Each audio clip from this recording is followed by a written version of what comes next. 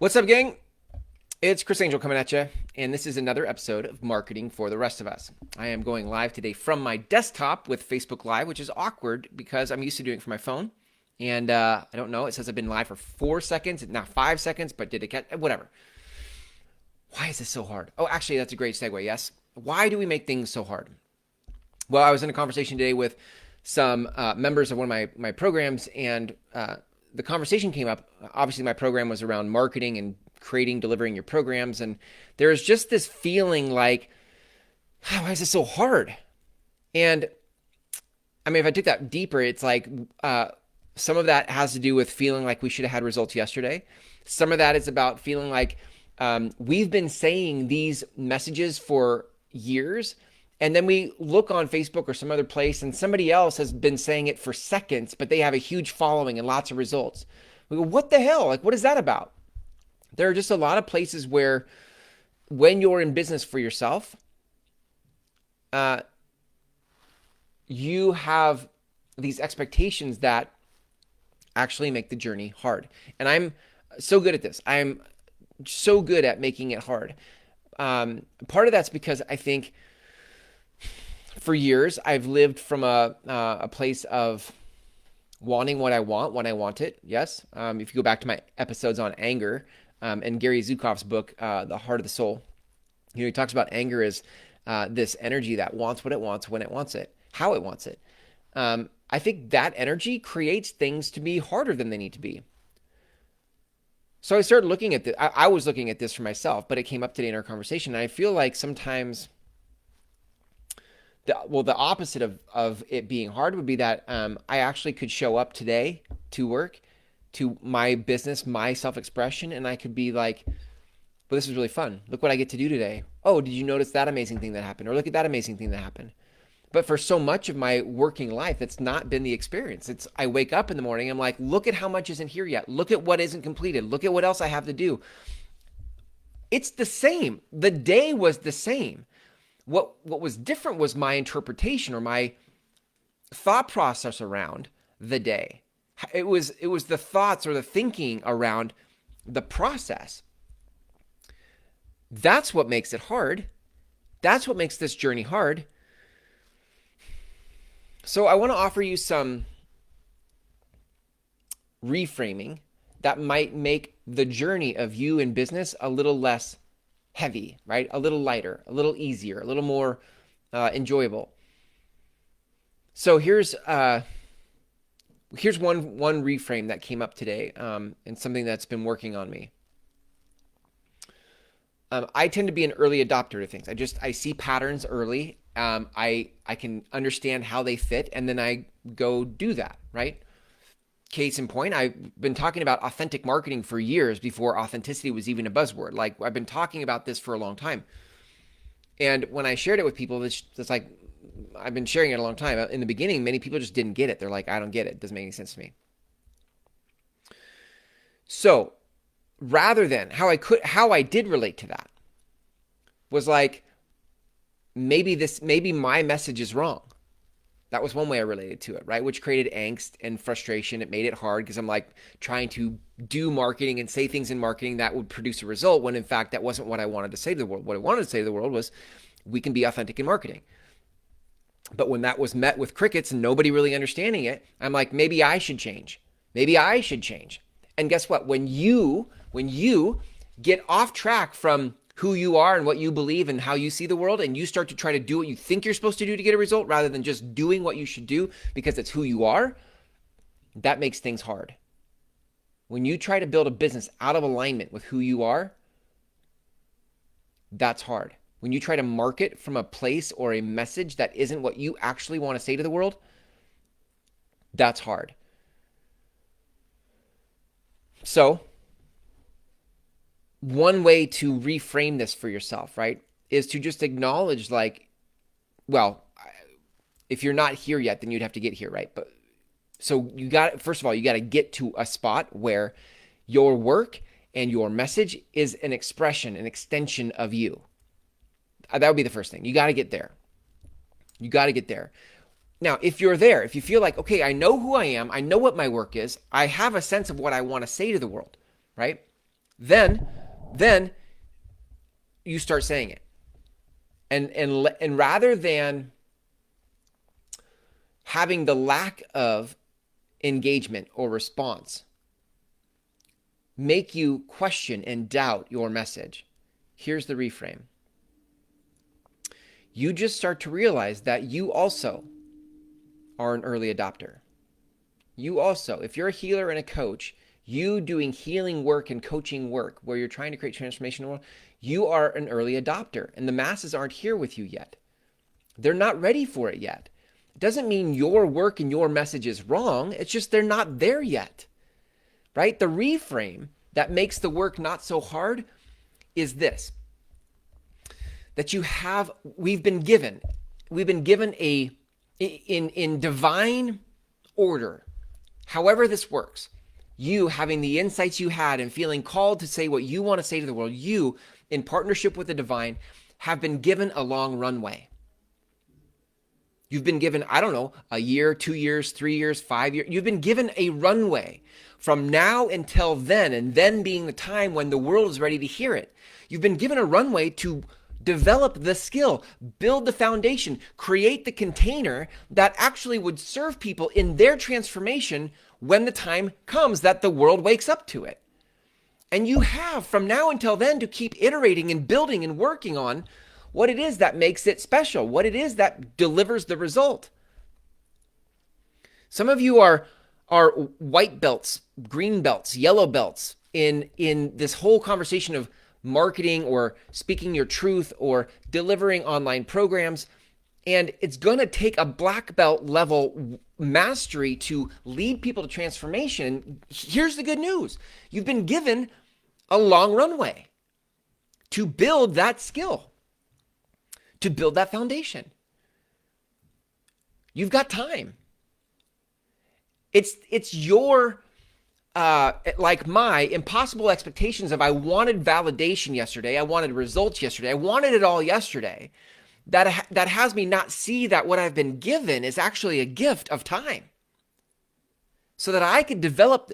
Like you, like me, may have a big vision of how you want to help and serve the world. And that just takes a level of mastery for you to be able to hang in the chaos when that comes. Because it's not like all the volume of souls that come to you for help is just like easy peasy. It's going to require some depth on your part to be able to hold space for that much volume of people coming for help and transformation. And so you get time. The universe has given you time. And rather than looking at it like it's invalidating your perspective and your ideas, you could look at it as a gift of space and time to develop the skill that you've asked for, that you need in order to get the results you've asked for.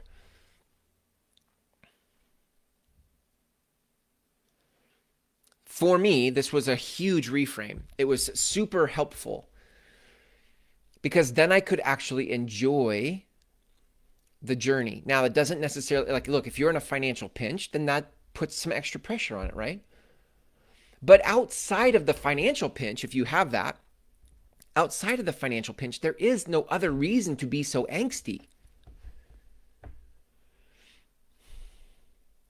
If you're angsty beyond the financial piece, then it is your ego. It is your ego wanting something sooner than later. Give it to me now. I want it now. I want it. Give it to me now. And then, right, that becomes your opportunity to step into something bigger. To step into a bigger or a more elevated mindset or perspective for how you get to interpret what's happening here. So you've been given time. Now, here's what I would say about that time. Because you've been given time, you have some choices here. You could say like, well, nobody's picking up what I'm putting down. I keep saying stuff and nobody engages. And so, one, my message must not be right. Or two, screw all you people. I keep trying to give you pearls and you keep trampling on them or not paying attention to them. So I'm going to take my toys and go home. Those would be some options. I don't think that serves you in your self-expression for what you want to give to the world.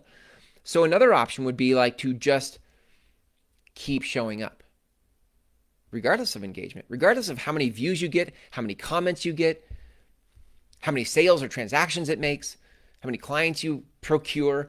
You just keep showing up. Why? Because it's what there is to do to get a black belt in the mastery of the thing you're here to give the world. That would require that you trust a little bit in the divine, that you trust in something beyond you to partner with you to bring the things you've asked for. And isn't that interesting? That starts to expose how you really feel. Like, you say you believe in the law of attraction, but then when it comes to showing up and continuing to just give and be who you are, you're like, yeah, but where's my stuff? So, I mean, at least that's how it was for me, right? I've loved the law of attraction for so many years. I watched The Secret back I think that's my first exposure to the law of attraction was when I watched The Secret in 2006. I love that. I just love that whole thought process. And as Abraham Hicks would say, so Abraham Hicks was in The Secret, right? You are the only uncooperative component. Like, you've asked for things and the world is conspiring to help you. It's organizing itself to give you what you've asked for, but you are the only uncooperative component here. So for example, in this particular conversation, you have asked for money and transformation and to work inside of your gifts and to have work that is meaningful. But then you show up to the world on Facebook or wherever you show up and you say what you want to say and nobody clicks on your video or likes or comments or anything. And you're like, well, this isn't working and I don't want to do this anymore. And then you leave, or you completely retool what it is you think you're supposed to do. Or you try a different career, you try a different message, and you don't stay the course because you're not looking within for what your conversation is, what your self-expression is. You keep looking outside of yourself for validation. And that is being uncooperative to the very thing you've asked for. Can you stay the course? Can you go the distance on the thing you said you're here for? Look, you can see, we'll wrap this up here, but you can see how this starts to make your life and business hard. This is what makes this hard. It's that you're the uncooperative component because you keep looking outside yourself for validation rather than letting what's inside you guide you. And then appreciating the long runway of a year to 5 years or however long it takes, right? To have a long runway to develop the skill you're going to need to master the experience of the transformation people are going to come to you for. So there you have it, gang. We don't have to make it hard. We are the ones that make it hard. Life is going to happen however life happens. Your interpretation of that is what makes it hard or what makes it easy. If you would like help starting to develop this message so that you could show up for the next 1 to 5 years or however long it is before that windfall of transformation and change comes to you, then you can go to groundswellmethod.com because my programs, my sequence of programs are built for this very conversation, which is one, how do you go inside to find that conversation you know can't be wrong? This thing I want to say to the world can't be wrong, and I don't need anybody's external validation to validate it because I feel it inside that it's true. It can't be wrong. It has to start there because if you don't have that, then how you market or how you try to grow your business will always be predicated on whether people like it or not. Is there any validation for it or not? And that's hard when you're an early adopter. If you have any sort of spiritual awareness or self-awareness and a calling to heal and coach people, you're an early adopter because most of the world isn't ready for that right now. We're getting there. You can see the beginnings of it. But I think there is a recruitment happening of souls that will lead people out of their madness and misery into some sort of mission and meaning. There is a recruitment of souls on a divine level that is happening right now where you and I are feeling called to coach and heal people. But if you have that calling, you cannot measure your success based on the world as it currently is. The bell curve of humanity, the majority of humanity who are sitting here trying to like each other's posts and comment on each other's things, and that's how we measure success. No, you're an early adopter. Your soul is in the movement of recruitment of souls. To build something, to lead people to something new. And so you can't use what the world is using to measure success right now because We're past that. We're beyond that. We're pioneering something new.